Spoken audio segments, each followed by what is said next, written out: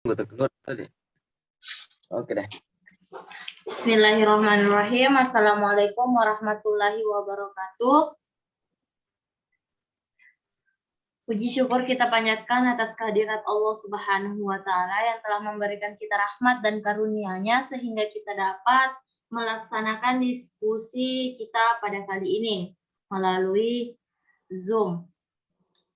Jadi pada kali ini kami dari kelompok 9 akan mempresentasikan hasil makalah kami yang berjudul Wahdatul Wujud dan Al-Israqiyah dalam Tasawuf. Jadi sebelum memulai presentasi kami, ada baiknya kami dari kelompok 9 memperkenalkan diri. Baiklah, dimulai dari saya sendiri. Nama saya Andi Auliasari AS, bertugas selaku moderator.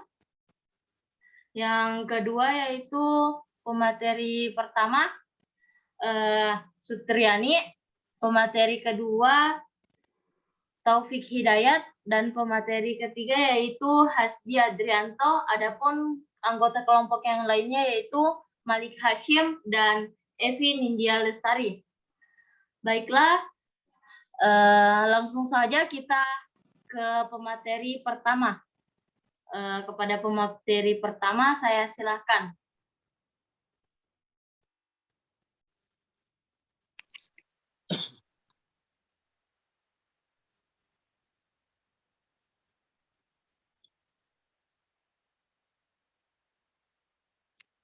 Baik, terima kasih atas kesempatan yang telah diberikan.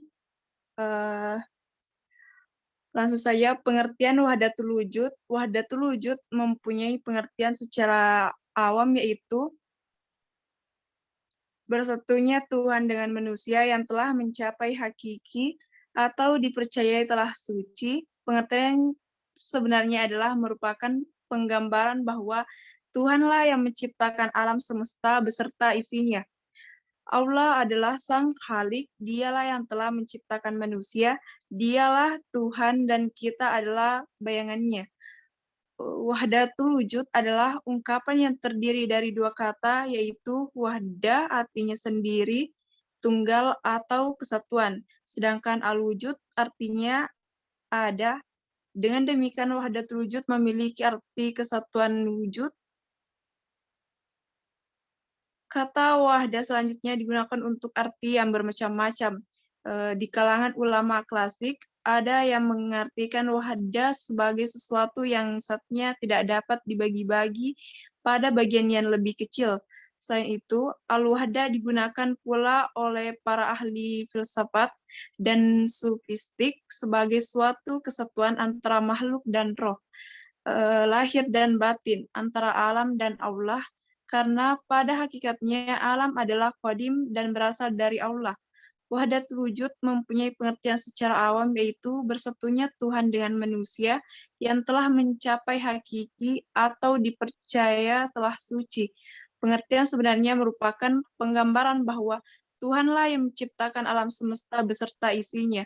Allah adalah Sang Khalik, dialah yang telah menciptakan manusia, dialah Tuhan dan kita adalah bayangannya. Adapun yang mengartikan bahwa wujud itu adalah zat Allah yang ada dan keberadaannya itu tanpa bentuk, ukuran, dan batasan, bahkan lebih halus dari itu. Namun wujud juga tidak dapat dianalogikan karena akal, angan-angan, dan perasaan merupakan ciptaan baru. Karena ciptaan baru itu, maka ia tidak dapat dijangkau oleh hakikat dirinya kecuali oleh Yang Maha Pembaharu, yaitu Allah Subhanahu wa Ta'ala. Tokoh-tokoh wahdatul wujud yaitu ada 3. Yang pertama Al-Hallaj, yang kedua Syekh Siti Jenar, dan yang ketiga Ibnu Arabi. Sekian dari saya kembalikan kepada moderator. Baiklah, itulah tadi pemateri pertama. Selanjutnya yaitu pemateri kedua yang dibawakan oleh Saudara Taufik Hidayat. Kemananya saya persilahkan.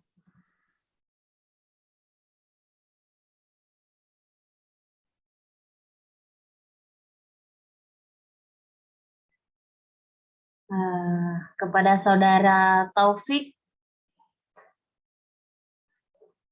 Saya persilahkan.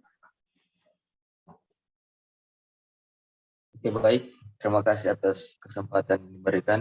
Langsung saja. Pengertian dan sumber-sumber isyraki. Kata isyrak mempunyai banyak arti, antara lain terbit dan bersinar, berseri-seri, terang, karena disinari dan menerangi.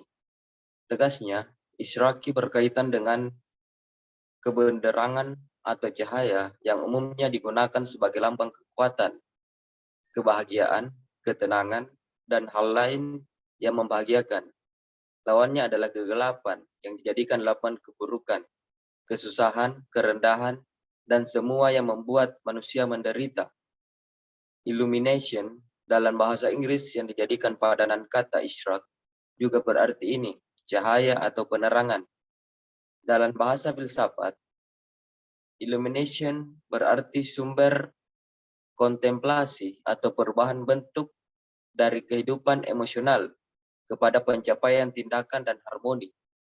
Bagi kaum isyraki, apa yang disebut hikmah bukan sekedar teori yang diyakini, melainkan perpindahan rohani secara praktis dari alam. Kegelapan yang di dalamnya mengetahui dan kebahagiaan merupakan sesuatu yang mustahil kepada cahaya yang bersifat akali, yang di dalamnya pengetahuan dan kebahagiaan dapat dicapai bersama-sama. Next.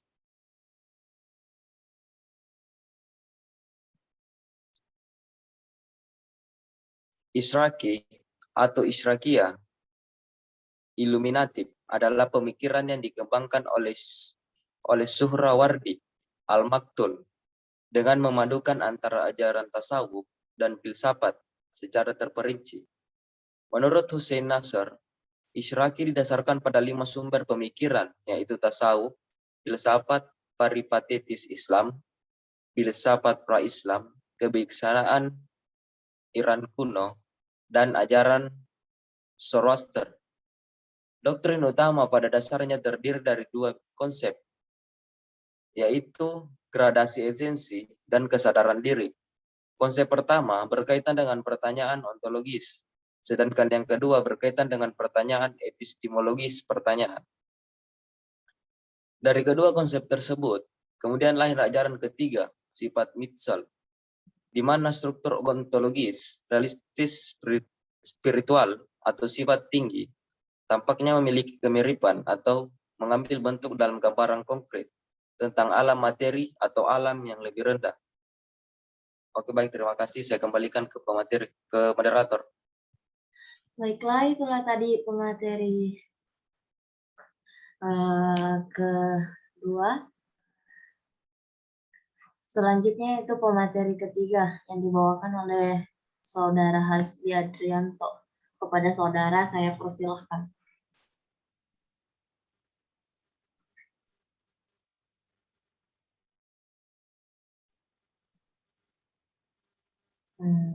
Saudara Hasbi, suaranya enggak kedengaran.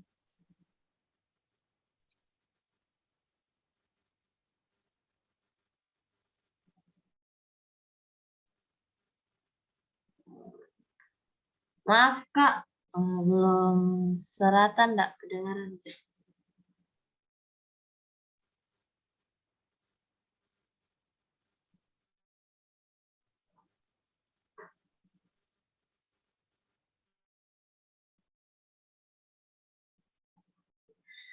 Baiklah, karena mungkin jaringan saudara Hasbi mengalami gangguan, jadi saya mengambil alih dari materi yang dibawakan oleh saudara Hasbi.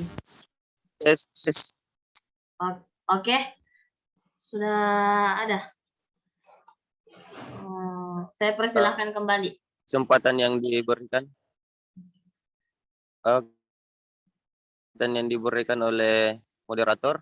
Jadi kesimpulan dari makalah kami yang sempat kami kerjakan bahwa Wahdatul Wujud mempunyai pengertian dengan manusia yang telah mencapai hakiki atau telah suci. Pengertian sebenarnya merupakan penggambaran bahwa Tuhanlah yang menciptakan alam semesta beserta isinya. Dia juga adalah hal-hal yang menciptakan manusia, dan Tuhan adalah hal yang berwujud zat dan kita adalah bayangannya. Dengan demikian, wahdatul wujud berarti kesatuan wujud. Dari kata wahda dapat digunakan untuk arti yang bermacam-macam.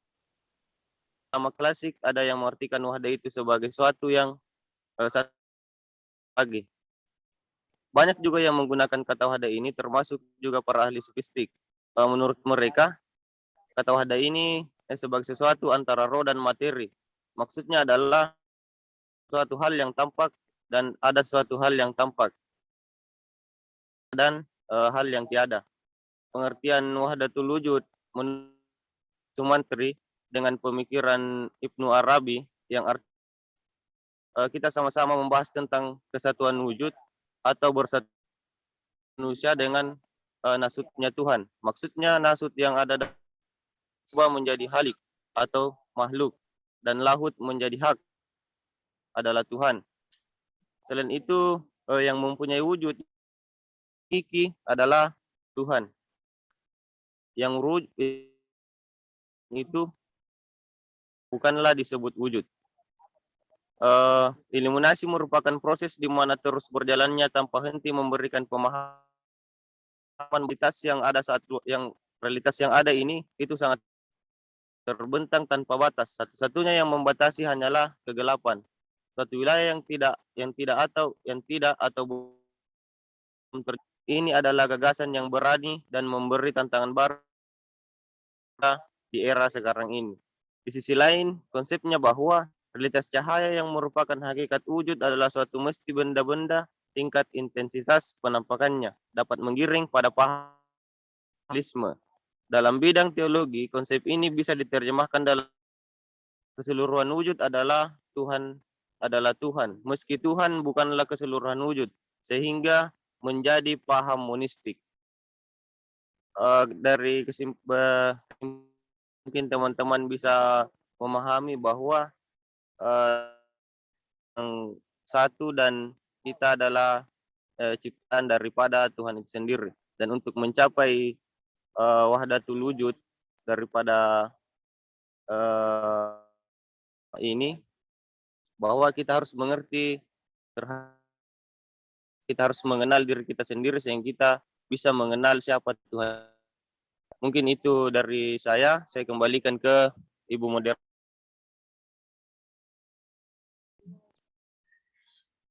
Baiklah, itulah tadi materi yang disampaikan oleh pemateri terakhir kami.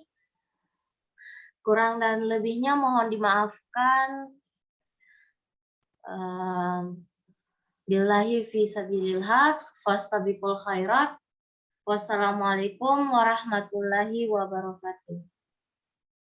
Waalaikumsalam.